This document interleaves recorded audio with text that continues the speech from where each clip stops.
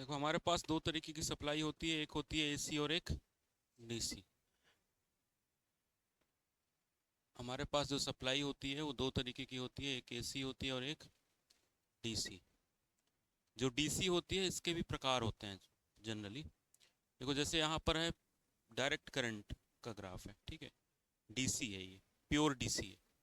इसमें देखो वोल्टेज का मान कांस्टेंट है कि इतना ही रहेगा, फिक्स रहेगा, ठीक है। जैसे ये अगर यहाँ से लेके यहाँ तक वैल्यू इसकी 5 वोल्ट है तो पूरे में 5 वोल्ट ही मिल रहा है।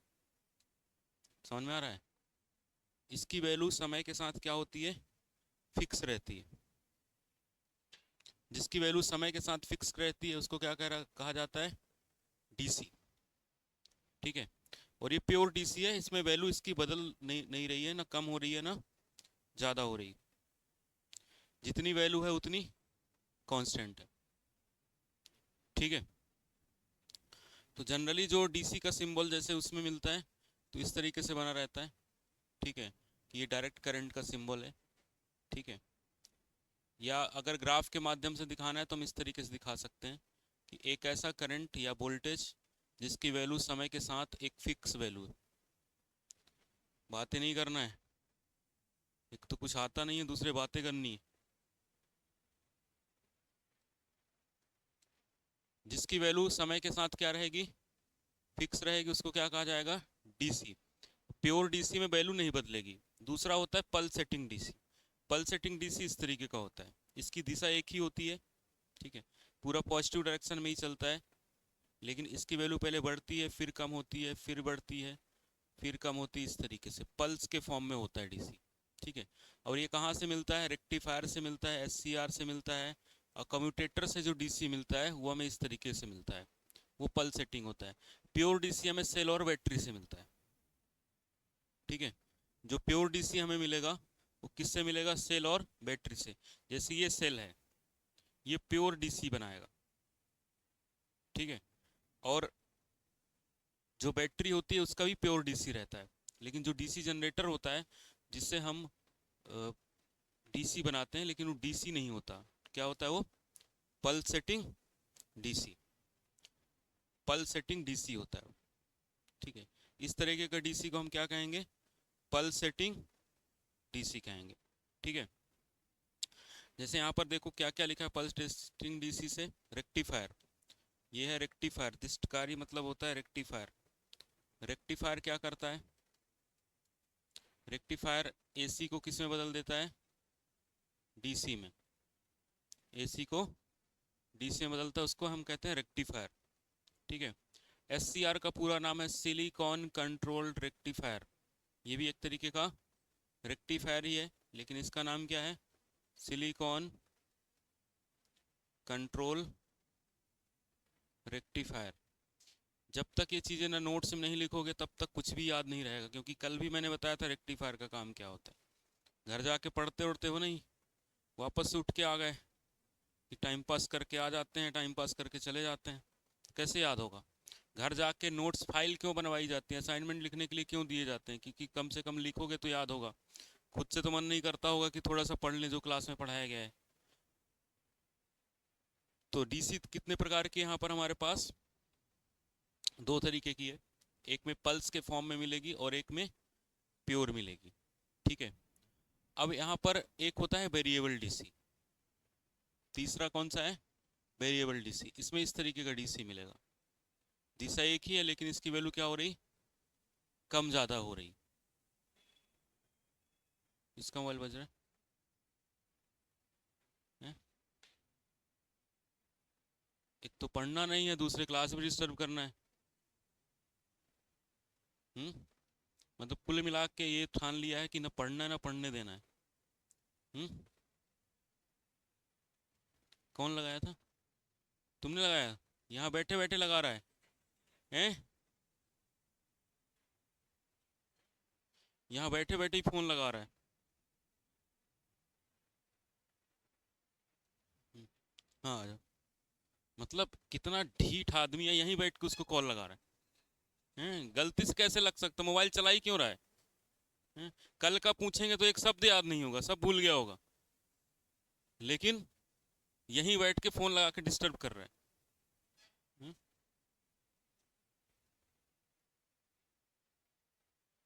तो डीसी हमारे पास कितने तरीके का है? 3 तरीके का है। एक है कांस्टेंट डीसी, दूसरा कौन सा है? पल्स सेटिंग, पल्स सेटिंग, और उसके बाद वेरिएबल। ठीक है, तो डीसी 3 तरीके का हमारे पास यहाँ मिला। डीसी मतलब जनरली ये होता है कि जिसकी वैल्यू फिक्स होती है। ठीक है, कांस्टेंट वैल्यू होती है उसको डीसी कहा जाता है। लेकिन डीसी के में एक चीज़ और ये होती है, दिशा एक ही होती है। ठीक है, डीसी पता करने के लिए हम दो चीज़ें ध्यान देते हैं। एक होता है प्लस होना चाहिए और माइनस होना चाहिए। डीसी में एक प्लस होता है और एक माइनस होता है। साथ साथ इसकी वैल्यू भी फिक्स होती है। जो फिक्स होती है उसको प्योर कहा जाता है। जैसे यहाँ पर देखो, इसकी वैल्यू फिक्स है तो इसको हमने प्योर कहा। ये पल्स के फॉर्म में डीसी मिल रहा है क्योंकि दिशा एक ही है। ये जो लाइन है बेस लाइन, इसके ऊपर है, ये भी बेस लाइन के ऊपर है। ठीक है, यहाँ पर ये भी बेस लाइन के ऊपर है, लेकिन इसमें पल्स के फॉर्म में डीसी मिल रही है। लेकिन पल्स इस तरीके से बनती है, पहले पॉजिटिव जाएगी, फिर नेगेटिव जाएगी, फिर पॉजिटिव, इस तरीके से पल्स बनती है। ठीक है, ये पल्स नहीं है, क्या है? वेरिएबल है। इसकी वैल्यू कम ज़्यादा हो रही। ठीक है, अब यहाँ पर देखते हैं एसी के प्रकार। ठीक है, एसी में ये पहला जो वेव है ये होता है साइन वेव। ठीक है, ये कौन सा वेव होता है? Sine wave. ये वाला वेव कौन सा है? Sine wave. ठीक है, ये वाला वेव कौन सा है? Sine wave. तो हमारे घर में जो सप्लाई आती है ये वाली आती है। समझ आ रहा है? हमारे घर में ये वाली सप्लाई आती है। दिख रहा है अब? ये वाली सप्लाई हमारे घर में आती है। ठीक है, इस तरीके से इसकी वैल्यू ऐसे पहले बढ़ती है फिर कम होती है। तो ये पॉजिटिव साइकिल है और ये वाला निगेटिव साइकिल। ठीक है, अगर क्वेश्चन कोई पूछे कि एक बात बताओ, हमारे घर में सप्लाई कितनी आती है? 230 वोल्ट। कितना आता है? 230 वोल्ट। ये 230 वोल्ट कौन सा है बताओ इनमें से? ये वाले आ रहा है ना? हाँ जो ये वाला हमारे घर पे आ रही सप्लाई, इस वाले में बताओ 230 वोल्ट कौन सा है? हम्म, कौन सा है? अरे तुम क्या बताओ, तुम तो प्लम्बर हो। हाँ, बाकी लोग। हमारे घर में कितना सप्लाई आता है? 230 वोल्ट। उसमें फ्रिक्वेंसी रहती है कितनी? 50 हर्ट्ज। 50 हर्ट्ज की फ्रिक्वेंसी रहती है, 230 वोल्ट रहता है। ठीक है, तो अगर कोई क्वेश्चन पूछे कि बताओ ये इस तरीके की साइन वेव आती है हमारे घर में, इनमें से कौन सी वैल्यू वैल्यू 230 है? ये वाली? ये तो इसका अधिकतम मान है। कितना है ये? नीचे वाली 0, यहाँ की बीच वाली कितनी होगी?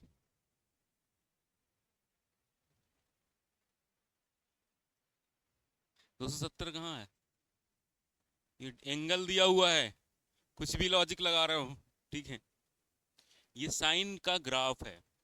ठीक है, अब ग्राफ और आप पढ़े नहीं होगे है ना, 10th में होता है ये सब। 10th किए नहीं हो, पहली क्लास तो आईटीआई से चालू किए हो है ना। तो ये साइन वेव है। इस साइन वेव में जो हम लिखते हैं, तो साइन को कैसे लिखा जाता है? ऐसे, पता है ना? ये होता है साइन थीटा, जिसकी वैल्यू क्या हो रही?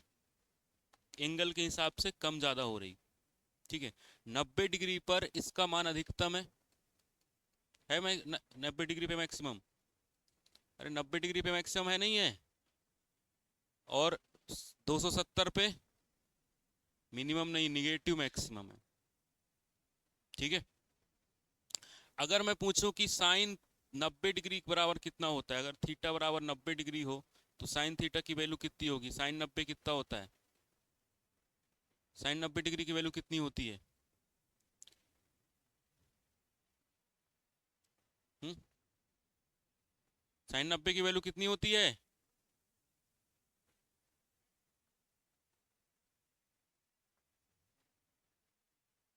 साइन 90 की वैल्यू कितनी होती है, यही नहीं पता?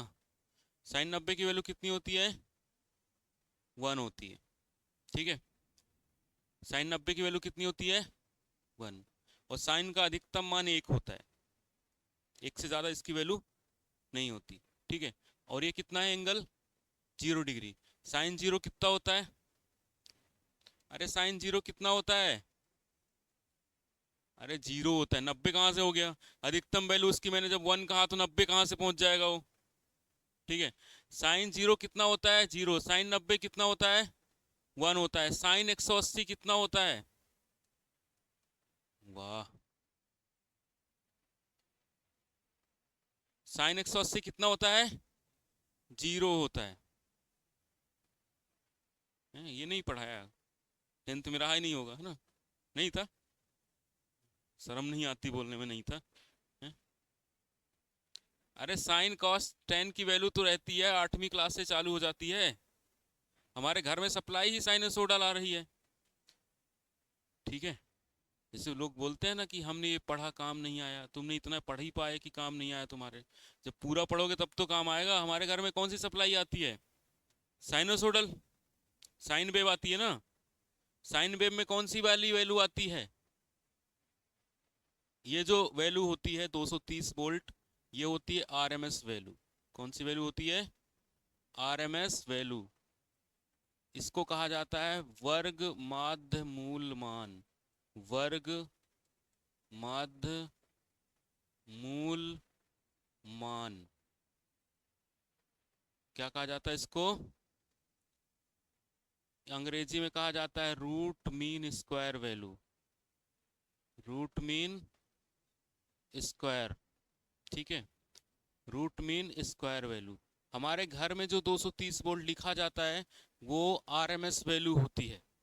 तो इनमें से कहाँ से निकलेगी, जो जिसका अधिकतम मान है ना, इसको रूट 2 से डिवाइड कर दो, समझ में आया।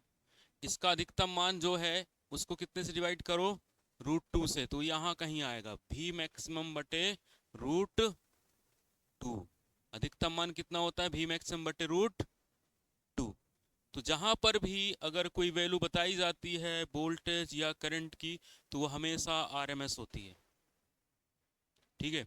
जो भी अंकित मान होता है वो कौन सा होता है, आरएमएस होता है। जैसे इसकी केबल में लिखा हुआ है कि यहाँ पर कि वोल्टेज कितने के लिए बनाया गया है, ये 1100 वोल्ट के लिए, तो 1100 वोल्ट इसका आरएमएस लिखा गया होगा, ठीक है। क्योंकि हमारे घर में सप्लाई कौन सी वाली आती है, इस तरीके की, ठीक है। अब हमारे घर में जो सप्लाई आ रही है वो ऐसी है, पहले उसकी वैल्यू बढ़ती है फिर घटती, इस तरीके की सप्लाई आ रही। इसमें ये वाला मान जो है अधिकतम है, ठीक है, मैक्सिमम मान है। और जो आरएमएस होगा वो यहाँ कहीं होगा, मैक्सिमम बटे रूट, अधिकतम बटे रूट 2। तो अधिकतम मान अगर हमें आरएमएस वैल्यू दिया हुआ है, कितना आता है आरएमएस हमारे घर में, 230। तो इसका अधिकतम अगर हमें निकालना हो, अधिकतम कितना होगा, तो 230 में कितने का गुणा करेंगे, रूट 2 का गुणा करेंगे, ठीक है। तो अधिकतम में रूट 2 का गुणा करेंगे, तो रूट 2 की वैल्यू होती लगभग 1.41, ठीक है, 414। तो इस 230 का गुणा कर देंगे हम 1.414 पे, इसका गुणा कर देंगे तो अधिकतम मान निकल के आ जाएगा, ठीक है। कर लोगे गुणा, कितना आ रहा है, 325.2, ये वोल्ट। हमारे घर में जो सप्लाई आती है 230 वोल्ट आती है, वो आरएमएस वैल्यू बताई जाती है। अधिकतम सप्लाई जो है वो 325 होती है, ठीक है। अधिकतम सप्लाई कितनी होती है, 325 होती है। ये जो बताया गया है ना 230, ये कौन सी वैल्यू है, आरएमएस वैल्यू है, वर्ग माध्य मूल मान है, ठीक है। तो एसी पर जहां पर भी वैल्यू लिखी जाती है वो कौन सी वैल्यू होती है, आरएमएस होती है। क्लियर है सभी को, अगर कहीं पर भी कोई वैल्यू लिखी हुई है तो कौन सी होगी, आरएमएस होगी, ठीक है। और हमारे घर में जो सप्लाई आती है वो कौन सी होती है, ये साइन वेव वाली आती है, ठीक है। अल्टरनेटर से हमें जो मिलती है, ऑसिलेटर से जो मिलती है वो कौन सी होती है, एसी होती है, ठीक है। एसी में ये वाली कौन सी है, sine wave, sine wave AC, जिसका वेव कैसा है, साइन के जैसा है, साइन थीटा का जो वेव बनता है वैसे ही इसका वेव बनता है। ठीक है, अब देखो यहाँ पर है स्क्वायर वेव। एसी में हमने एसी में पहला पढ़ा साइन वेव, जिसमें साइन के जैसा ग्राफ बन रहा था, और यहाँ पर ग्राफ कैसे बन रहा है, स्क्वायर बन रहा है।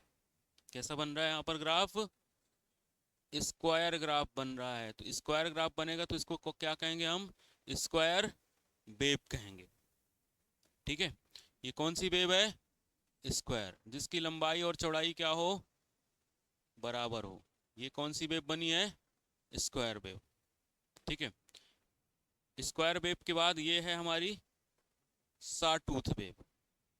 ठीक है, इस तरीके से ये नीचे आई, फिर ये पूरा ऊपर जाएगी, फिर नीचे आएगी, फिर पूरा ऊपर जाएगी। ठीक है, ये सॉटूथ होती है। ठीक है, सॉटूथ में ध्यान से देखो कैसे बनी हुई है, क्योंकि गड़बड़ हो जाता है सॉटूथ में। हालांकि तुम लोगों को इतना पढ़ने की जरूरत नहीं, तुक्के मार के तो पास होगे, कौन सा तुम्हें कुछ आएगा। ये वैल्यू पहले ऐसे हुई, फिर पूरी ऊपर तक जाएगी। ठीक है, यहाँ पर भी देखो ये पूरी ऊपर लाइन जाएगी, ये लाइन सीधी सीधी ऐसे दिखेगी। ठीक है, तो इसको कहेंगे हम सॉटूथ। ट्रेंगुलर वाले पे ऐसा नहीं है, ट्रेंगुलर वाले पे ये ऊपर गई, फिर ये ऐसे आएगी, ये त्रिभुज बन रहे हैं ये। अब कुछ लोग कह रहे होंगे सर इसमें भी त्रिभुज बन रहे हैं, ये भी तो त्रिभुज है, ये भी त्रिभुज है, ये भी त्रिभुज है ना। तो इसमें क्या होता है, वेव अगर, अरे नहीं देखो इधर, अगर मैं इसको कहूँ कि ये ट्रेंगुलर है तो ये ट्रेंगुलर नहीं है। कारण समझो, ट्रेंगुलर वेव इस तरीके से बनेगी, ये वाली हमारी मान लो ऐसे है, ठीक है, ये वाली ऐसे है, तो ये वाली दूसरी ऐसे होगी, ये ट्रेंगुलर। एक ट्रेंगल ये बना है, एक ट्रेंगल ये बना है, इसमें भी ये ट्रेंगल है लेकिन ये सीधा नहीं है, उल्टा हो गया। ये जैसा बना है वैसा ये भी बनेगा, उल्टा होके जाएगा। ठीक है, ये ट्रेंगुलर हो गई। ठीक है, इसको हमने ऐसे कर दिया, फिर ये अगेन यहाँ से स्टार्ट होगी, ये ट्रायंगल बनाएगी, ये ट्रायंगल ऐसे, तो ये कौन सी वेव हो गई, ट्रायंगुलर। ये ट्रायंगुलर है, वो सॉटूथ है, सॉटूथ में ये पूरा ऊपर तक जाएगा, दूसरा जो ट्रायंगल है उससे जुड़ा रहेगा। ठीक है, क्योंकि दोनों दिखने में सेम लगते हैं, इस वजह से कंफ्यूजन हो जाता है। ठीक है, तो यहाँ से हमने देखा कि एसी के भी टाइप होते हैं और डीसी के भी टाइप होते हैं, दोनों के तीन तीन प्रकार देखे हैं। बट जनरली ये ध्यान रखना कि एक एसी सप्लाई होती है और एक डीसी सप्लाई होती है। ठीक है, एसी के कितने प्रकार हमने देखे, साइन वेव एसी, उसके बाद स्क्वायर वेव, सॉटूथ और ट्रायंगुलर। ठीक है, तो एसी के हमने चार प्रकार देखे। एसी कितने प्रकार की थी, चार प्रकार की। डीसी कितने प्रकार की थी, तीन तरीके की, है ना। तो एसी के कौन कौन से प्रकार हैं, पहला है साइन वेव, दूसरा स्क्वायर वेव, स्क्वायर वेव तीसरा सॉटूथ, और चौथा ट्रायंगुलर वेव।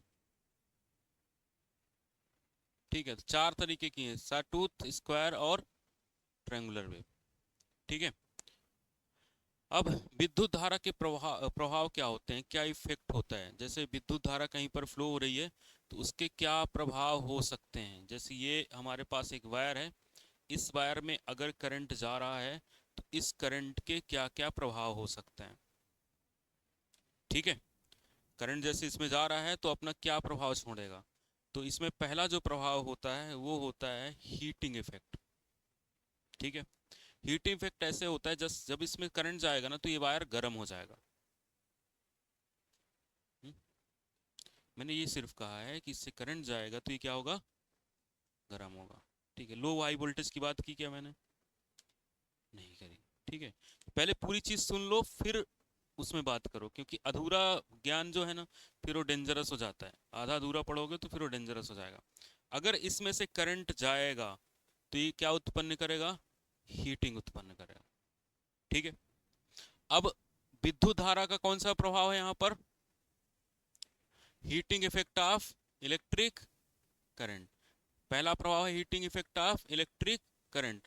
इसके लिए एक जूल नाम के साइंटिस्ट थे, उन्होंने क्या दिया, जूल का नियम दिया।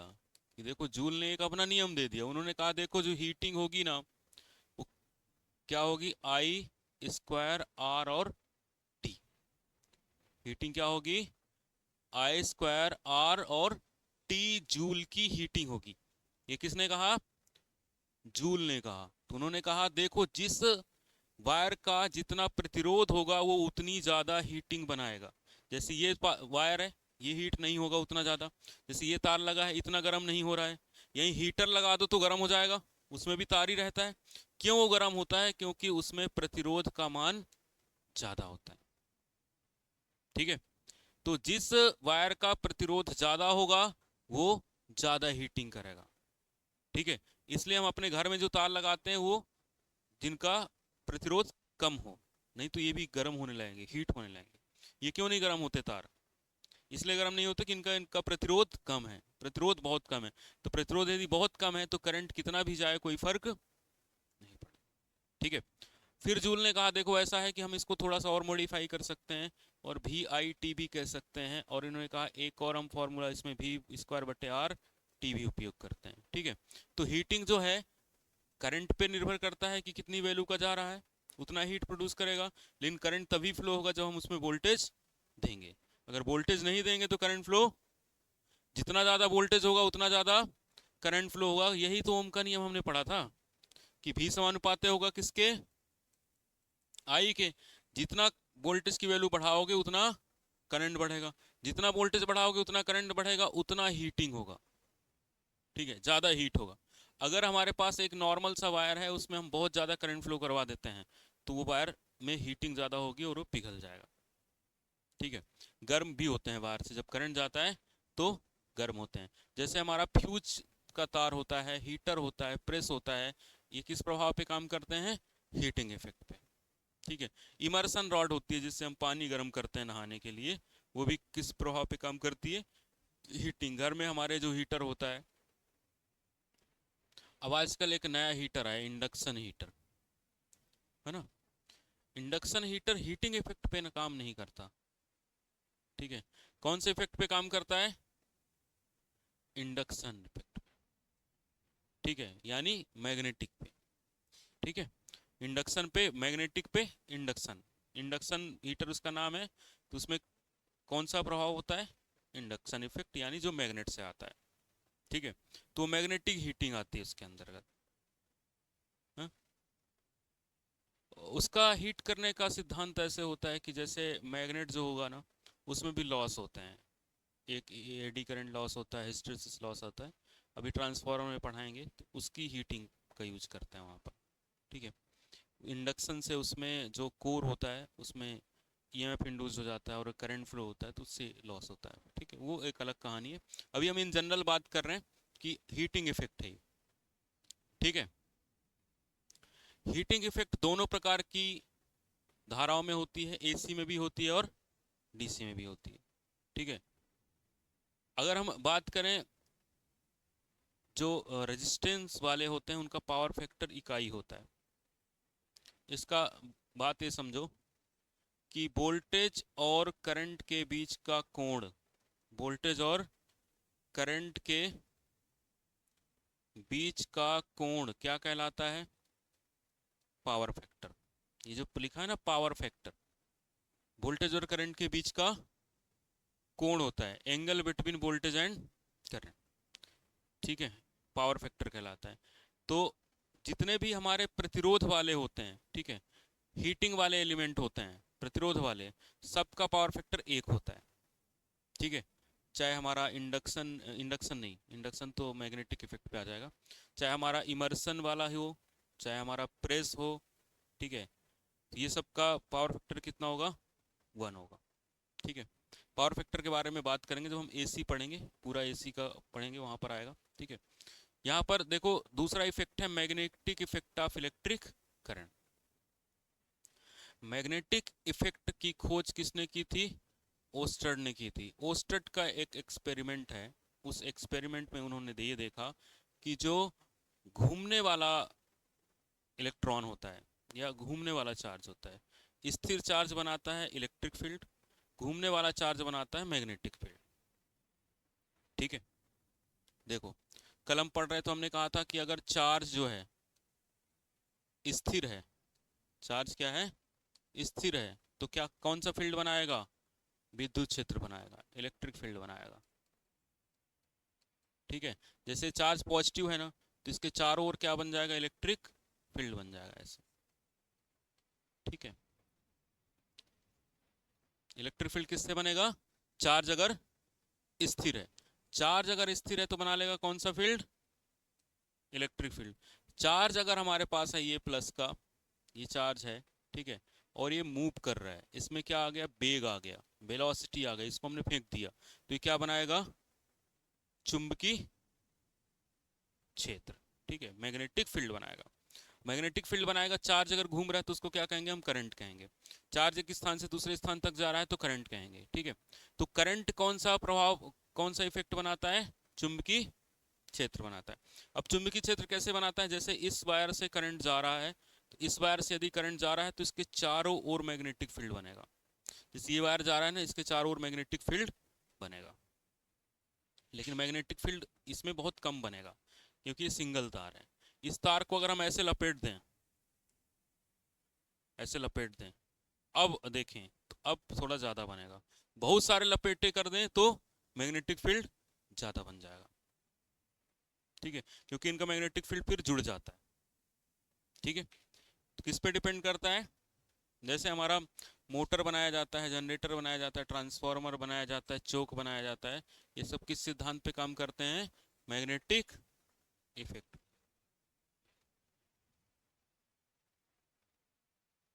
कम मात्रा में होती हैं, फिर वो बाइंडिंग में देखोगे बहुत टर्न रहते हैं, बहुत सारे घुमाए जाते हैं, जिससे मैग्नेटिक फील्ड की वैल्यू बढ़ जाए। अभी तो इसमें भी बनेगा, ऐसा नहीं नहीं बनेगा, बनेगा लेकिन बहुत कम मात्रा में होगी, उसका प्रभाव ना के बराबर दिखेगा। ठीक है, लेकिन अगर हम बहुत ज़्यादा लपेटे कर बना देते हैं तो फिर वो बन जाएगा। ठीक है, जैसे हम पंखा में जो बाइंडिंग करते हैं वो क्यों करते हैं, इसीलिए तो करते हैं,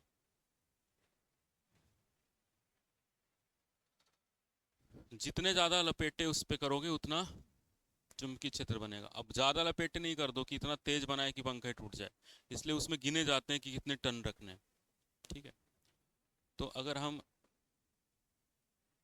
फैन की वायरिंग बाइंडिंग देखें, हाँ, सारे मोटर किस में चलती हैं, देखो, अब देखो किसमें कितने लपेटे बनाए हैं उसने, क्योंकि हमें पता है कि अगर इससे करंट जाएगा तो मैग्नेटिक फील्ड बन जाएगा, लेकिन एक सिंगल तार का मैग्नेटिक फील्ड बहुत कम मात्रा में होगा, इसका मैग्नेटिक फील्ड इतनी कम मात्रा में होगा कि पता नहीं चलेगा।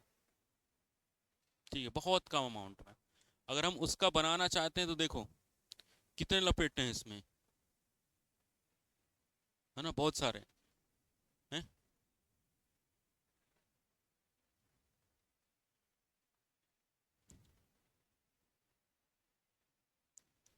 तो इसमें टन्स लपेटने कितने हैं, वो पंखे के साइज पर निर्भर करता है, अलग अलग पंखों का अलग अलग रहता है। ठीक है, कुछ, हाँ, ये बहुत आसान होता है, इसमें कुछ नहीं, ये काटने होते हैं, पट्टियां लगाओ, और हाथ से करोगे तो टाइम लगेगा, एक एक गिनना पड़ेगा, हमने कितने, बीच में गिनती भूल गए तो फिर से दोबारा करना पड़ेगा। ठीक है, लेकिन ये सब मशीन से की जाती है, आजकल बाइंडिंग वाली मशीन आती है, हम उसमें डायरेक्टली डालते हैं तो ये बाइंडिंग हो जाती है, इससे फिर ये तार निकलते हैं। तो अब देखो इतने टर्न है तो चुंबकीय क्षेत्र बन जाएगा।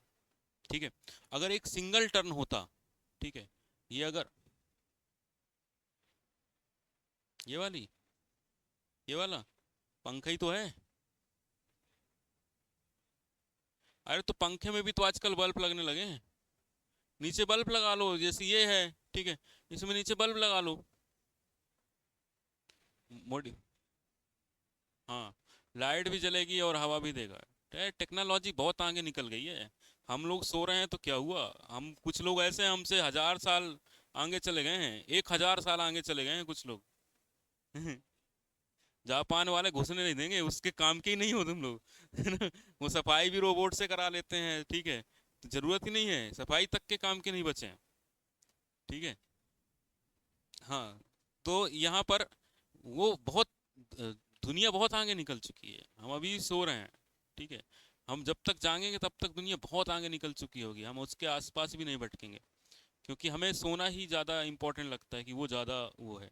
ठीक है, तो यहाँ पर इसमें बहुत सारे मॉडिफिकेशन, अब तो BLDC पंखा आ गया है, ब्रूसलेस डीसी मोटर वाला पंखा आ गया है। ठीक है, रिमोट से चलता है वो पंखा। ठीक है, रिमोट से ऑन ऑफ हो जाता है। ठीक है, हमारे यहाँ अगर मान लो कि हमें सफाई करवानी है, तो सफाई वाली एक हमने जाति बना दी कि तुम सफाई करोगे। ठीक है, कपड़े धुलवाने हैं तो तुम कपड़ा धोओगे। ठीक है, उनने बोला हम क्या बनाएंगे, मशीन बनाएंगे, वॉशिंग मशीन बनाएंगे, उससे कपड़ा धुलेगा। सफाई करने की लोड, तो उनने सब हर चीज़ के लिए मशीनें बना ली। ठीक है, बर्तन धुलने के लिए, कपड़ा धुलने के लिए, सफाई के लिए, काटने पीटने के लिए, सबकी सारी चीज़ों की मशीनें बना ली। ठीक, एक वाइंडिंग नहीं जल जाएगी तो पंखा कैसे चलेगा, आगे करंट नहीं जाएगा। और वो बाइंडिंग कैसे जली है, शॉर्ट हुई है, किस बात पे, उन चीज़ों पे निर्भर करेगा। चुंबक कम ज़्यादा बनेगा, धीरे चलेगा, हो सकता है जर्क मारे, बहुत सारे कारण हो सकते हैं। ठीक है, तो ये बाइंडिंग कई बार शॉर्ट हो जाती है, तो फिर यहाँ करंट आ जाता है, इसकी बॉडी में करंट आ जाता है। ठीक है, लीकेज करंट आ जाता है, तो वो सब सारी चीज़ें चेक की जाती है जब बाइंडिंग करते हैं ना। तो ऐसा नहीं कि कैसे भी लपेटते, बहुत सावधानी से की जाती है, जिससे इनका इंसुलेशन ना छूले, बाइंडिंग शॉर्ट सर्किट ना हो जाए। ठीक है, तो जैसे ये इंसुलेशन लगा है ना, वैसे ही उसमें भी लगा है, इसके ऊपर इंसुलेशन लगा है। ऐसा नहीं कि वो कॉपर तार है, नहीं फिर लपेटने की जरूरत क्या है, छल्ले बना बना के डाल देते। ठीक है, बाइंडिंग लपेटने की क्या जरूरत है। इसका करंट जो है बाइंडिंग का, ये से एक टर्न है, ये दूसरा टर्न हमने मारा, तो इसका टर्न करंट घूम के ही जाएगा। ठीक है, ऐसा नहीं, नहीं तो यहाँ सीधा रास्ता नहीं पकड़ लेगा कि इतना क्यों फिरना, ऐसे ही चले चलो सीधा सीधा। ठीक है, हाँ, पूरा करंट घूम के जाएगा, पूरी जितनी बार है ना, पूरी बार घूमेगा वो। ठीक है, तब तो चुंबक बनेगा।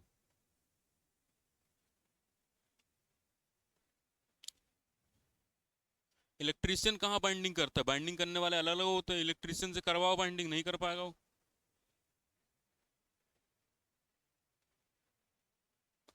वो देखो, जब आप इलेक्ट्रिशियन की तैयारी करते हो ना, तो आपको सब कुछ पढ़ना पड़ता है। उसके बाद जब आप काम करते हो, तो फिर किसी एक फील्ड में, कोई हो सकता है हाउस वायरिंग कर रहा हो, घरों का काम कर रहा हो, तो घरों के काम में उस ये तो इसमें पता होता है कि बाहर कौन सी बाइंडिंग होगी, अंदर कौन सी बाइंडिंग होगी, देख के तुम भी कर सकते हो, कोई इसमें बड़ी चीज़ नहीं है, बाइंडिंग तो लपेटने हैं। और इससे दो तार इससे निकलेंगे, दो तार इससे निकलेंगे, एक रनिंग का होगा और एक स्टार्टिंग का होगा, दो तार ले जाके यहाँ पे कनेक्ट कर देना, हो गया काम, बन गई बाइंडिंग। बहुत टफ थोड़ी ना है। बस अब आना चाहिए, प्लास पकड़ते नहीं आता है और सोच रहा हूँ हम बाइंडिंग कर लेंगे, तो तब तो समस्या है ना। ठीक है, कि नहीं है समस्या, तब भी हो जाएगा। अब देखो कितने बड़े अच्छे अच्छे पंखे आ गए हैं, कहाँ कहाँ टेक्नोलॉजी पहुँच गई। यहाँ पे देखो, लाइट भी लगा ली, झूमर भी लगा दिया, हवा भी आ रही। ठीक, सारी चीज़ें हो गई उस पर।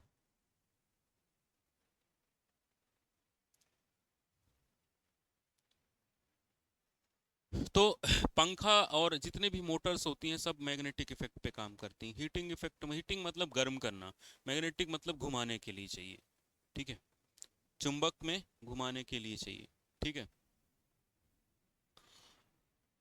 अब एसी और डीसी दोनों धाराएं चुंबक उत्पन्न करती हैं, ऐसा नहीं कि एसी करेगी कि डीसी करेगी, चाहे हीट हो चाहे मैग्नेट हो, दोनों बनाती हैं। एसी सप्लाई भी चुंबक बनाएगी और डीसी सप्लाई भी चुंबक बनाएगी। ठीक है, अब करंट के हिसाब से वहां पर बनेगा कि जो चुंबकीय क्षेत्र बनेगा वो कैसा होगा, और विद्युत क्षेत्र कैसा होगा। ठीक है, अब जैसे डीसी है, तो डीसी में विद्युत क्षेत्र क्या होगा, स्थिर होगा, क्योंकि उसमें करंट की वैल्यू क्या है, स्थिर है। ए सिंगल फेस एसी में जो चुंबकीय क्षेत्र बनेगा वो कैसा बनेगा, एसी बनेगा। ठीक है, प्रत्यावर्ती चुंबकीय क्षेत्र बनेगा, मतलब चुंबकीय क्षेत्र स्थिर नहीं होगा। ठीक है, इसलिए सिंगल फेस में कोई भी मोटर स्टार्ट नहीं होती है, इसलिए इसमें कैपेसिटर लगाया जाता है। ठीक है, कैपेसिटर इसमें नहीं लगाओगे तो स्टार्ट नहीं होगी, क्योंकि उसमें चुंबकीय क्षेत्र क्या होता है, स्थिर बनता है। ठीक है, सॉरी, पल सेटिंग बनता है। पल सेटिंग किसमें बनता है, एसी में। एसी में कैसा बनता है, पल्स सेटिंग बनता है। पहले उसकी वैल्यू कम होती फिर ज़्यादा होती, ऐसे होते रहता है, ठीक है। टू फेस एसी में pulse setting rotating magnetic field बनता है। Pulse setting rotating magnetic field. तो अगर कोई भी मोटर अपने आप स्टार्ट होना चाहती है तो उसके लिए हमें चाहिए कि two phase, minimum two phase. इसलिए पंखे में दो बाइंडिंग की जाती है, एक की जाती है स्टार्टिंग और एक की जाती है रनिंग। अगर हम दो बाइंडिंग नहीं करेंगे तो मोटर स्टार्ट नहीं होगी, अपने से चालू नहीं होगा पंखा, ठीक है। उसको फिर धक्का मारना पड़ेगा तब चालू होगा, ठीक है। उसके बाद थ्री फेस एसी में जो है वो स्मूथ रोटेटिंग मैग्नेटिक फील्ड बनता है, ठीक है। स्मूथ का मतलब यह है कि इसमें कि एसी अगर थ्री फेस का है तो थ्री फेस एसी के जो मोटर होगी वो आवाज बिल्कुल नहीं करेगी, ठीक है। थ्री फेस वाली मोटर आवाज नहीं करेगी, सिंगल फेस वाली बहुत आवाज करती है। थ्री फेस जैसे चक्की चलाना है या थ्री फेस बड़े आकार की बड़े काम, गाड़ी में तो बीएलडीसी मोटर होती है, ब्रूसलेस डीसी मोटर होती है। बीएलडीसी मोटर का उपयोग किया जाता है ज़्यादातर उसमें, ठीक है। थ्री फेस का उपयोग जैसे चक्की है, ठीक है, और कहीं पर बड़ा मोटर लगाना है पानी खींचने के लिए तो वहाँ पर थ्री फेस का यूज़ करता है, ठीक है। सिंगल फेस छोटे कामों के लिए उपयोग की जाती है। उसके बाद chemical effect of electric current. Chemical effect में क्या होता है, जैसे किसी रासायनिक सोल्यूशन से इलेक्ट्रिक करंट पास होता है तो उस रासायनिक सोल्यूशन को आयन में विभक्त कर देता है, एक धनात्मक आयन पॉजिटिव आयन और एक निगेटिव आयन, ठीक है। रासायनिक प्रभाव का उपयोग इलेक्ट्रोप्लेटिंग में किया जाता है। कहाँ पर? इलेक्ट्रोप्लेटिंग में। इलेक्ट्रोप्लेटिंग, इलेक्ट्रो विद्युत लेपन का मतलब होता है एक धातु की दूसरे धातु पर परत चढ़ाना। जैसे मान लो कि हमारे पास सोना है, सोने के ऊपर चांदी के ऊपर हमने सोना चढ़ा दिया तो उसकी प्रोसेस होती है इलेक्ट्रोप्लेटिंग। धातु का शुद्धिकरण, जैसे धातु में सोने में चांदी मिल गया, दोनों को अलग करना चाहते हैं तो इससे हो जाएगा, ठीक है। उसके बाद है धातु का निष्कर्षण। धातु का निष्कर्षण जानते हो? नहीं, धातु का जैसे कि कोई भी धातु है वो शुद्ध रूप में नहीं पाई जाती, वो हमेशा अयस्क के रूप में पाई जाती है, ओर के फॉर्म में पाई जाती है। हाँ, मतलब एक ओर होगा, एक मिट्टी होगी उसके अंदर, उसमें सोना होगा, उसमें चांदी होगा, तो उसको हमें अलग करना पड़ता है, उसको कहा जाता है धातु का शुद्धिकरण। जैसे हमारे यहाँ बॉक्साइट की खदान है, ठीक है, और अभ्रक पाए, बहुत सारी चीज़ें पाई जाती है तो प्योर फॉर्म में नहीं पाई जाती, उनका शुद्धिकरण किया जाता है, ठीक है। तो उनका ओर पाया जाता है, जैसे हीरा पाया जाता है मान लो, तो हीरा ऐसा नहीं कि बहुत सारे पाए जाते हैं, मिट्टी से छान छान के निकाला जाता है उसका, ठीक है। सोना मिट्टी से छान छान के निकाला जाता है, तो गैस से निकाला जाता है, तो उसमें ये प्रोसेस होती है, ठीक है। जैसे सोडियम है, पोटेशियम है, कैल्शियम है, मैग्नीशियम है, एल्युमिनियम है, ठीक है। ये सब किस में पाए जाते हैं? अयस्क के फॉर्म में पाए जाते हैं, ओर के फॉर्म में पाए जाते हैं। तो हम जैसे बॉक्साइड हमें मिल गया, बॉक्साइड से हमें निकालना है एल्युमिनियम, तो एल्युमिनियम होगा, उसके साथ साथ और भी उसमें चीज़ें होंगी, तो एल्युमिनियम अलग करने के लिए हम कौन सी मेथड का उपयोग करेंगे? Chemical effect of electric current. X-ray प्रभाव, एक्सरे करवाते हैं ना आदमी जाके, करवाए हो एक्सरे? नहीं टूटे अभी तक हैं? करवाए हो? काहे में? हाथ टूट गया था, टेढ़ी हो गई थी? अच्छा, फ्रैक्चर एक्सीडेंट में, तो उससे क्या कराते हैं? एक्सरे करवाते हैं, ठीक है। तो एक्सरे जो है ना वो विद्युत धारा का ही प्रभाव है, ठीक है। इलेक्ट्रिक करंट से ही है। मैग्नेट कहाँ से आ गया वहां पे? तुमने देखा एक्सरे के अंदर मैग्नेट लगा है? मशीन के अंदर दिखता है? मूवी थोड़ी चल रही है यहाँ पे, एमआरआई कराए थे। हाँ?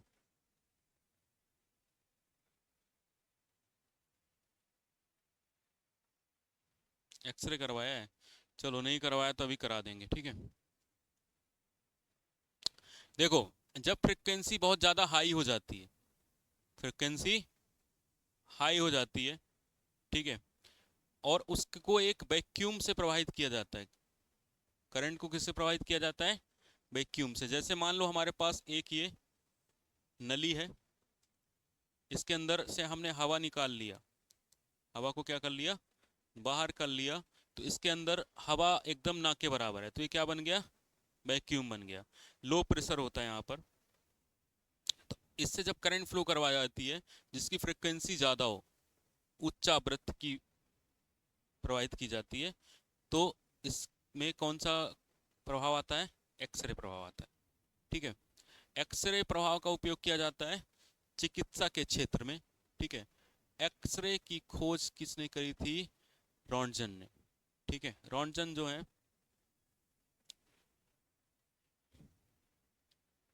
आर पार हो जाती है हमारी स्किन से, हमारी स्किन से आर पार हो जाती है। ये वाला करंट नहीं रुकेगा हमारी स्किन से, ठीक है। अल्फा बीटा गामा भी बनते हैं, ठीक है, जो हमारी स्किन को आर पार कर देते हैं। रे टाइप की बनती है, जो बोल रहा है ना मैग्नेट, लेकिन मैग्नेट का एडवांस फॉर्म है ये, ठीक है। मैग्नेट बनेगा नॉर्मल फ्रिक्वेंसी पे बन जाएगा, इसमें फ्रिक्वेंसी हमने बहुत तेज बढ़ा दी है। जैसे मैग्नेट हमारी बॉडी से भी नहीं रुकता है, वो बॉडी के आर पार हो जाएगा, ठीक है, बॉडी पे नहीं रुकता। जैसे जापान ने एक ऐसा कैमरा बनाया था कि जो आर पार, हाँ ये चश्मा नहीं, वो मूवी की बात, तुम हर चीज मूवी, क्योंकि मूवी के अलावा देखे नहीं कुछ जीवन में। जैसे ये दीवार है, इस दीवार के हमें आर पार देखना है, इसके आर पार देखना है तो हम देख सकते हैं उस कैमरे से। हम्म। हाँ उनने बैन कर दिया है। हम्म। अच्छा। हाँ उनमें यूज करते हैं वो लोग देखने के लिए, जैसे कोई छुपा है झाड़ियों पे तो वो दिख जाएगा कहाँ पे, ठीक है, सारी चीजें दिख जाती हैं। अपने यहाँ है, उसमें है, जो अपना डिफेंस सिस्टम है उसमें है, ठीक है, लेकिन हमारे पास नहीं है। नहीं, हम तो गलत उपयोग करने लगेंगे, है ना। किसके घर में क्या क्या चल रहा है वो देखने लगेंगे।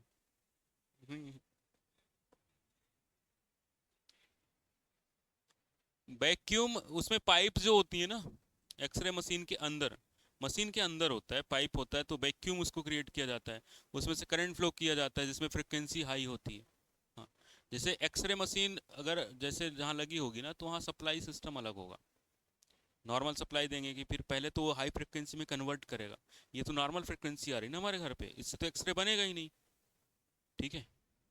अब एक्सरे जो मशीन होती है वो हमारे इंडिया में थोड़ी मिलती है, हम फॉरेन से खरीद के लाते हैं। हमें पता है कि कैसे बनती है, वैक्यूम बनाएंगे फिर ऐसे बन जाएगी, लेकिन हम बनाएंगे नहीं, नहीं बनाएंगे हम, ठीक है। हमें फुर्सत ही नहीं है ना, हमें फुर्सत ही नहीं है सोने से, हमें फुर्सत ही नहीं है दूसरों की बुराइयां करने से, ठीक है। हमें मतलब सिर्फ ये देखना होता है कि कितनी बुराई हम कर सकते हैं, ठीक है। गांव में क्या चल रहा है ये देखने से फुर्सत नहीं है ना, गांव में कौन क्या कर रहा है, किसका लड़का क्या कर रहा है, किसकी लड़की क्या कर रही है, कोई सड़क पे जा रहा है उससे भी मतलब होता है तुम कहाँ कहाँ जा रहा है, कैसे कपड़े पहन पहने, हाँ ठीक है, किस तरीके से था तो क्या कर रहा होगा, इससे फुर्सत ही नहीं है ना। काय भिकमंगे हैं सब, हैं, सोने की चिड़िया कहा जाता था एक टाइम पे, ठीक है। इतना पैसा है, आदमी हर चीज तो खरीद रहा है ना, जब खरीद रहा है तो बना नहीं सकता क्या? बड़ी बड़ी गाड़ियां खरीद रहा है, ठीक है। हमारे यहाँ सोना पाया जाता है, हर चीज मिल रही है, ठीक है। इतना घरों में लोगों के पास सोना रहता है, ठीक है। अब खरीदने के लिए पैसा है, बनाने के लिए पैसा नहीं है। बनाना तो सस्ता पड़ेगा ना,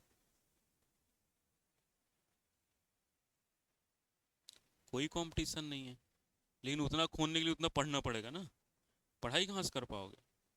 सबसे इम्पोर्टेंट तो क्या है? पढ़ाई करना, पढ़ाई कहाँ से कर पाओगे? ऐसा कौन सा स्कूल है, कौन सा कॉलेज है जहाँ पढ़ाया जा रहा हो कि एक्सरे मशीन कैसे बनाते हैं? हम्म? पहले उतना पढ़ के तो आओ, अभी ओम का नियम नहीं आता, लिखना नहीं आता, इतने दिन से पढ़ा रहे हैं, ये कर लो, वो तो कर नहीं पा रहे हो, ठीक है। तो यहाँ पर देखो, एक्सरे प्रभाव भी होता है, वो करंट का ही प्रभाव है। सारी चीजें, जितनी भी चीजें हैं ना, वो सब जो पढ़ाई जाती हैं वही वो लोग भी कर रहे हैं। ऐसा नहीं कि वो चाइना वाले या रसिया वाले ये लोग बहुत ज़्यादा ऊपर से कुछ ले आके अरे नीचे बना। हाँ, जो चीज़ पढ़ते हैं ना उस चीज़ का उपयोग करते हैं, उस चीज़ का यूज करते हैं, ठीक है।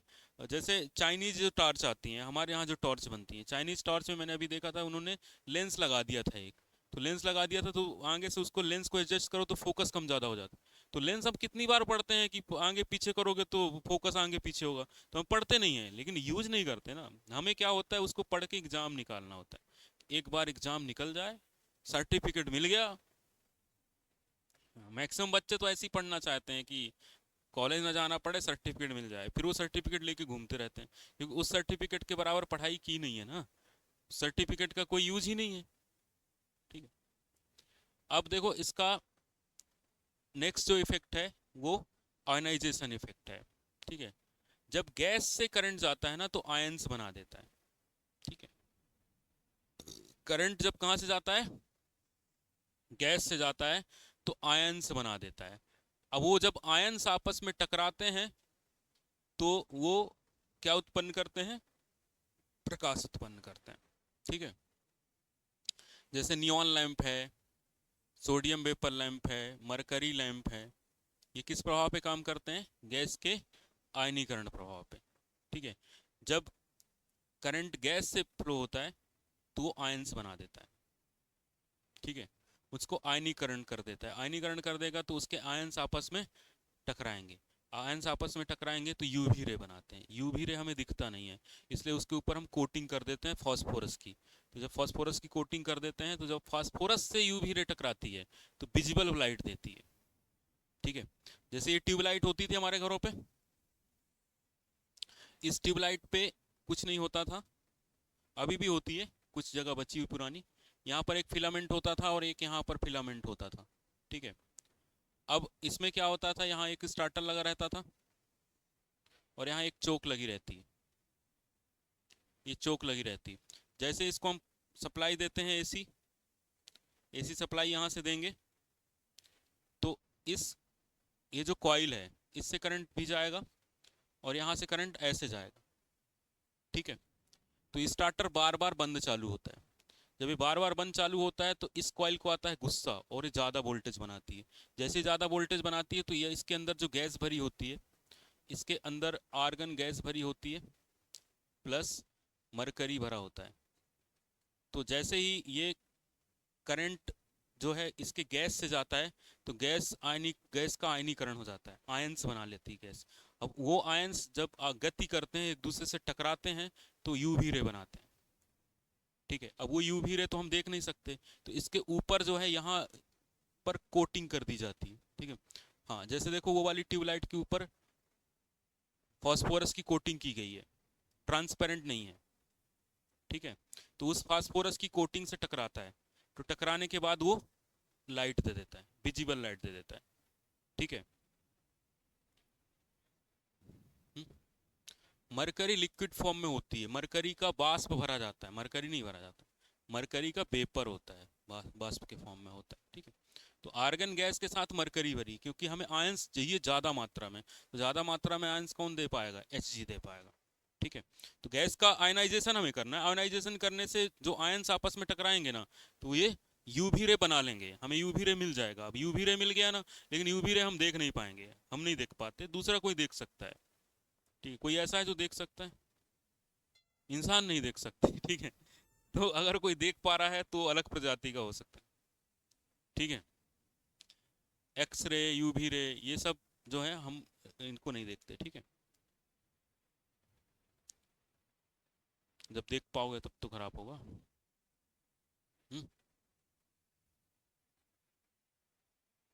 सूरज की किरणें जो आती हैं, हाँ यूवी रे रहती है, उसमें एक्स वाई सब रहता है।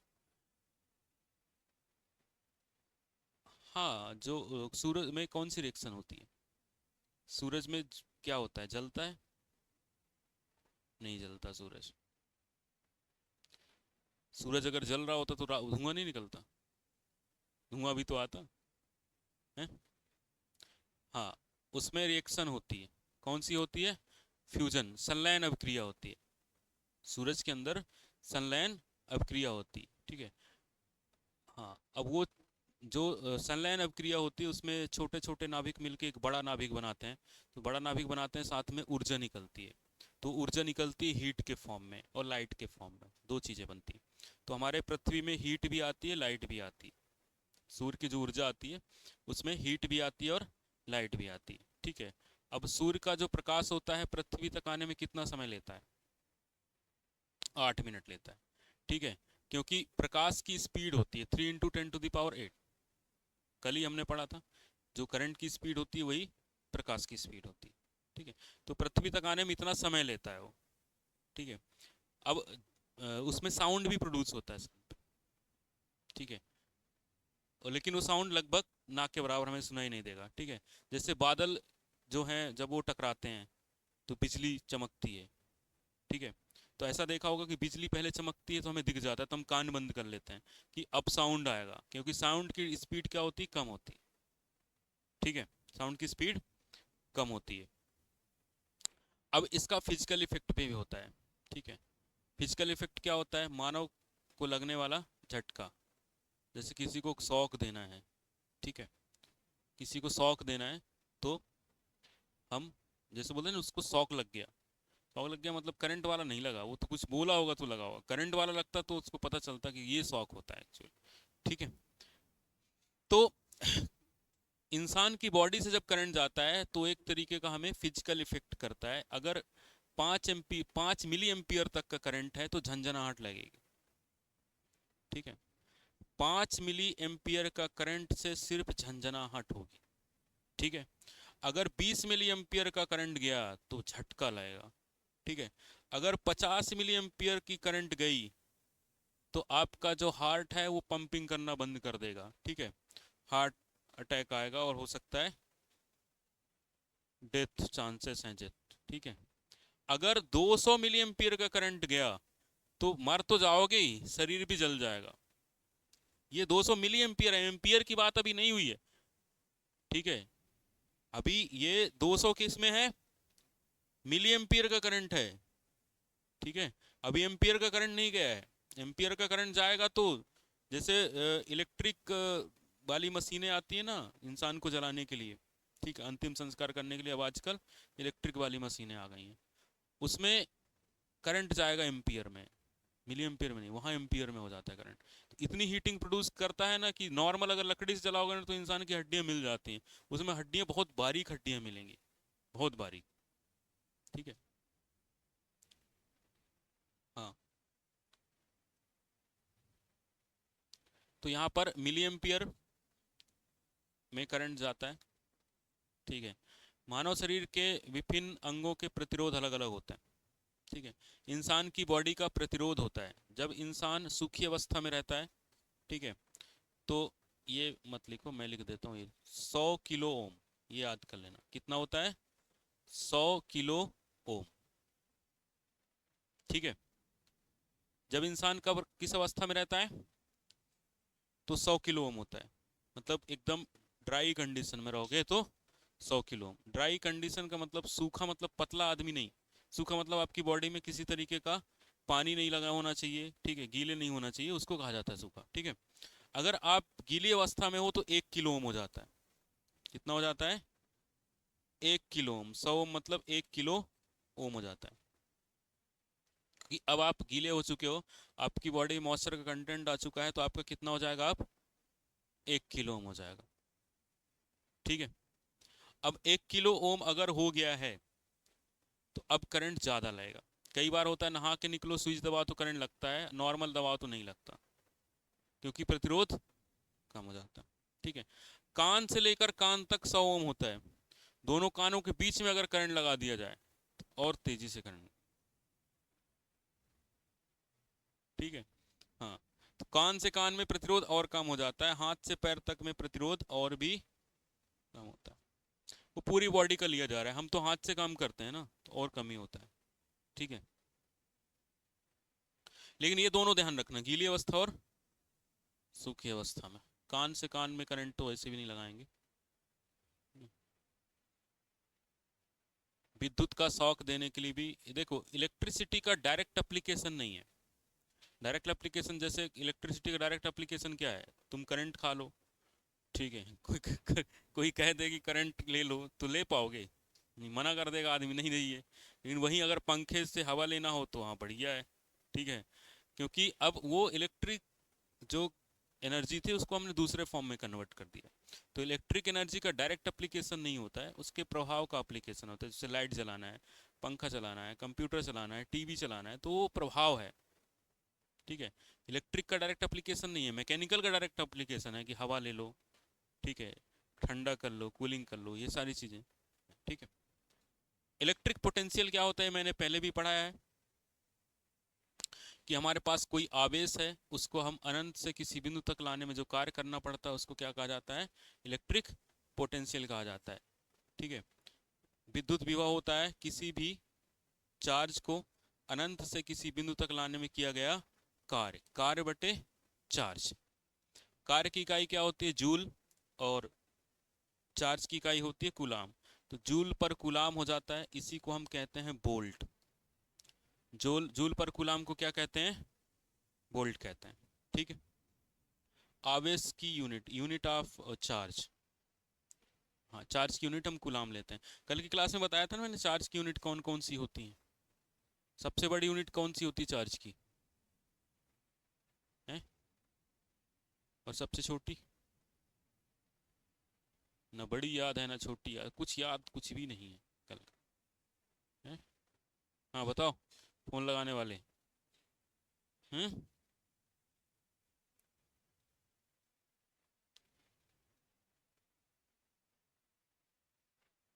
क्या होती है चार्ज की सबसे छोटी यूनिट।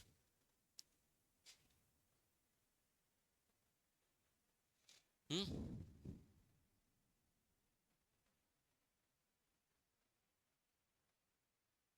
देखो जो गवर्नमेंट के स्कूल्स है ना, वो छोटी स्कूल उतनी अच्छी सक्सेस नहीं होती। ठीक है, जैसे अपने यहाँ प्राइमरी जो स्कूल्स हैं, टीचर अच्छे हैं लेकिन सक्सेस नहीं हो पाती। ठीक है, उसका कारण है कि टीचर बच्चों से खिसिया जाते हैं, कौन इन पे इतना वो करे। ठीक है, क्योंकि बच्चे सरकारी स्कूल में ज़्यादातर आ रहे हैं गरीब घर के। ठीक है, पैसा जिनके पास कम है। ठीक है, तो गरीब घर के जो माँ बाप हैं वो भी बदतमीज है, बच्चा भी बदतमीज है, टीचर सोचता है कौन पढ़ाए, पेमेंट तो मिल ही रही है। ठीक है, लेकिन जब आगे बढ़ जाते हैं ना, तो जो गवर्नमेंट के कॉलेजेस हैं, गवर्नमेंट के कॉलेज में अच्छी पढ़ाई होती है एज कम्पेयर टू प्राइवेट। उसका कारण यह है कि वहाँ पर बच्चा बड़ा हो चुका होता है, और वहाँ पर बच्चा दोनों तरीके का आता है। ठीक है, बड़ा बड़े घर से बच्चा भी आ रहा है, छोटे घर के भी आ रहा है, तो मैनेज हो जाता है। तो वहाँ टीचर जब आता है तो बच्चे थोड़ा सा पढ़ते हैं। ठीक है, और सरकारी स्कूल में उल्टा हो जाता है। सरकारी प्राइवेट स्कूल में उल्टा हो जाता है, प्राइवेट सॉरी कॉलेज में, क्योंकि प्राइवेट कॉलेज में ऐसे बच्चे आते हैं जिनको नहीं मिल पाता एडमिशन। ठीक है, तो वो पढ़ना भी नहीं चाहते। ठीक है, और बेसिक शिक्षा तो पहले से ही गायब है, दोनों दोनों चीज़ें। ठीक है, पढ़ना भी नहीं। अब देखो, सिंगल फेस में 230 वोल्ट होता है, न्यूट्रल का वोल्टेज हम जीरो मानते हैं, और पृथ्वी का पोटेंशियल भी जीरो मानते हैं। ठीक है, अगर कोई पूछे हमसे कि बताओ पृथ्वी का पोटेंशियल कितना होता है, तो कितना बताएंगे, जीरो बताएंगे। लो वोल्टेज जो होता है वो 0 से 200 वोल्ट का, मीडियम वोल्टेज जो होता है 250 से 650 होता है, हाई वोल्टेज 650 से 33 के भी लिया जाता है, एक्स्ट्रा हाई वोल्टेज किया जाता है 33 से, सुपर एक्स्ट्रा हाई वोल्टेज कितना लिया जाता है 132 से ऊपर। ठीक है, एच टी लाइन कहा जाता है, हाई टेंशन लाइन होती है। ठीक है, लो टेंशन लाइन, एल टी को कहा जाता है लो टेंशन, एच टी को कहा जाता है हाई टेंशन। ठीक है, टेंशन का मतलब होता है तनाव, क्योंकि उसमें जो चार्जेस होते हैं उसमें तनाव ज़्यादा होता है, जितना ज़्यादा वोल्टेज होगा उतना ज़्यादा टेंशन होगा। ठीक है, ये तो हो चुका ना। वोल्ट पर गुलाम क्या कहलाता, जूल पर गुलाम क्या कहलाता है, वोल्टेज कहलाता है। ठीक है, करंट फ्लो होने के लिए हमें क्या चाहिए, विभवांतर का होना जरूरी है, वोल्टेज में अंतर। जैसे एक ये बिंदु है, दूसरा बी बिंदु है, ए से बी तक करंट जाना है अगर, तो ए का वोल्टेज ज़्यादा होना चाहिए, बी का कम होना चाहिए। ठीक है, तो इसको वोल्टेज को क्या कहेंगे हम, वी ए बी। ए का मान ज़्यादा है और बी का मान कम है। ठीक है, तो ए से बी तक जाना पड़ेगा। ठीक है, कम होना चाहिए, जीरो हो तब भी चलेगा, कोई दिक्कत नहीं, एक साइड का कम हो, एक साइड का जीरो, एक साइड का ज़्यादा हो, ठीक है। अब देखो हमने ये रेजिस्टेंस पढ़ लिया था, दोबारा रिवाइज कर देते हैं, ठीक है। वैसे भी 100 बार भी पढ़ा दें तब भी याद नहीं हो पाएगा, है ना, तब भी याद नहीं हो पाएगा। प्रतिरोध क्या होता है? किसी पदार्थ का वह गुण जो करंट का क्या करता है, अपोज करता है, फ्लो होने का अपोज करता है, उसको रेजिस्टेंस कहा जाता है। इसको कैपिटल आर से डिनोट करते हैं, कैपिटल आर बराबर होता है रो एल बाई ए। रो जो है ये है हमारी रेजिस्टिविटी, रेजिस्टिविटी प्रतिरोधकता कहा जाता है, या इसको हम कहते हैं स्पेसिफिक रेजिस्टेंस, स्पेसिफिक रेजिस्टेंस भी कहा जाता है। एल तार की लंबाई है, और कौन सी लंबाई है? एक्सियल लेंथ, जैसे ये तार है इसकी ये वाली लंबाई, ये वाली अक्ष की लंबाई, जैसे ये तार है इसकी लंबाई कौन सी ली जाएगी, ये पूरी नाप लेते हैं, ठीक है। एरिया कौन सा लिया जाएगा इसका? ये वाला क्रॉस सेक्शन एरिया, ये वाला एरिया, ठीक है। रेजिस्टेंस की इकाई क्या होती है? ओम होती है। तुम मोबाइल का चला रहे हो क्या? ट्रेन, कहाँ जाना है तुम्हें? तो ट्रेन आएगी तो स्टेशन में ही आएगी, तुम्हारे देखने से जल्दी थोड़ी आ जाएगी। जो ट्रेन में बैठा है तो उसको नहीं पता कहाँ है ये। समस्या यही होती है, जिससे किसी को कहीं जाना है ना, तो ट्रेन में बैठा रहेगा ना, वहीं देखेगा कितनी दूर पहुंची, कितनी देर में पहुंचाएगी, ठीक है। उस बीच में दूसरा काम कर लो ना, कुछ बुक वुक रख लो, वो पढ़ लो, ठीक है। वो तो पढ़ेगी तो टाइम में ही, थोड़ी थोड़ी देर में खोल के कितनी देर पहुंचा रही, कितनी देर पहुंचा रही, ठीक है। वो जो समय है यूटिलाइज करने का, तो उसमें मोबाइल देखने में कि कितनी देर में पहुंच रही, पहुंचेगी अपने टाइम से ही, ठीक है। अब यहाँ देखो, प्रतिरोध किन किन बातों पर निर्भर करता है?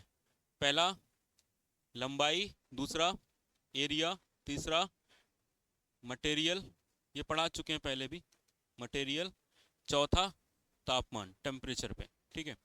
अब टेम्परेचर का मैंने बताया था, एक पॉजिटिव टेम्परेचर कोफिशिएंट होता है और एक निगेटिव, एक होता है पॉजिटिव और एक होता है निगेटिव। पॉजिटिव किसका होता है? टेम्परेचर बढ़ाने पर रेजिस्टेंस क्या होता है? बढ़ता है। और निगेटिव क्या होता है? टेम्परेचर बढ़ाने पर रेजिस्टेंस क्या होता है? कम होता है। तापमान बढ़ने पर रेजिस्टेंस एक में बढ़ेगा, उसको कहेंगे हम पॉजिटिव, और जिसमें कम होगा उसको नेगेटिव कहेंगे। और यहाँ पर भी मैंने ये बताया था कि अगर तापमान बढ़ाने पर रेजिस्टेंस बढ़ रहा है तो कौन से पदार्थ का बनता है? मेटल, और उनसे मिलकर जो एलॉय बनते हैं। और निगेटिव किसका होता है? इंसुलेशन, इंसुलेटिंग मटेरियल और सेमीकंडक्टर का, ठीक है। इंसुलेटिंग मटेरियल और सेमीकंडक्टर का होता है, ठीक है। अब प्रतिरोध किन किन बातों पर निर्भर करता है? किन बातों पर निर्भर नहीं करता? फ्रीक्वेंसी पर निर्भर नहीं करता, चालक के शेप पर तो निर्भर करता है, ठीक है। गलत लिख दिया इन्होंने, शेप चेंज करोगे तो प्रतिरोध चेंज हो जाएगा। चालक के भार पर निर्भर नहीं करता, ठीक है। ये स्टेटमेंट भी इनका गलत ही है। सप्लाई वोल्टेज हटाओ इनको,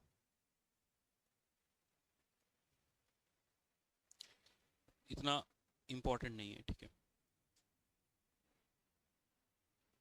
इकाई लंबाई और इकाई क्षेत्रफल पर जितना प्रतिरोध होता है उसको क्या कहा जाता है? प्रतिरोधकता कहा जाता है, ठीक है। जैसे हमारे पास एक ये क्यूब है, इस क्यूब पे अगर हम देखें, इसकी लंबाई एक है, चौड़ाई भी एक है, ऊंचाई भी इसकी क्या है? एक है।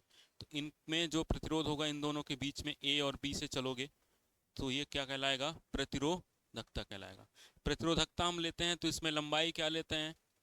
1 मीटर लेते हैं, या 1 सेंटीमीटर। एरिया भी क्या लेते हैं? 1 मीटर स्क्वायर। इकाई लंबाई और इकाई क्षेत्रफल पर जितना प्रतिरोध होगा उसको कहा जाएगा प्रतिरोधकता, ठीक है। लंबाई भी एक हो और चौड़ाई भी एक हो, ठीक है। प्रतिरोधकता किस पर निर्भर करता है? पदार्थ पे। हर एक पदार्थ का अलग अलग प्रतिरोधकता होता है, ठीक है। किसी घन के विपरीत पृष्ठों के बीच में मापा गया प्रतिरोध, इसकी इकाई क्या होती है? ओम मीटर, ओम सेंटीमीटर, ठीक है। जैसे यहाँ से हमने क्या देखा? आर बराबर होता है रो एल बाई ए। यहाँ से हमें रो निकालना है तो रो बराबर कितना हो जाएगा? R A by L. R की इकाई क्या होती है? ओम। एरिया की क्या होती है? मीटर स्क्वायर बटे मीटर, मीटर से मीटर कट गया, बच गया क्या, ओम मीटर, ओम मीटर। ठीक है, सब जितने भी लोग हैं कल ये सारा नोट्स पे लिखा हुआ होना चाहिए। कल अगर लिखा हुआ नहीं मिला तो यहीं से नीचे फेंक देंगे, डायरेक्ट घर पहुंच जाओगे। क्योंकि घर जाके लिखते नहीं हो तो याद कहाँ से होगा कि कुछ पढ़ा भी था हमने। इसके बाद हम इसके क्वेश्चंस करेंगे।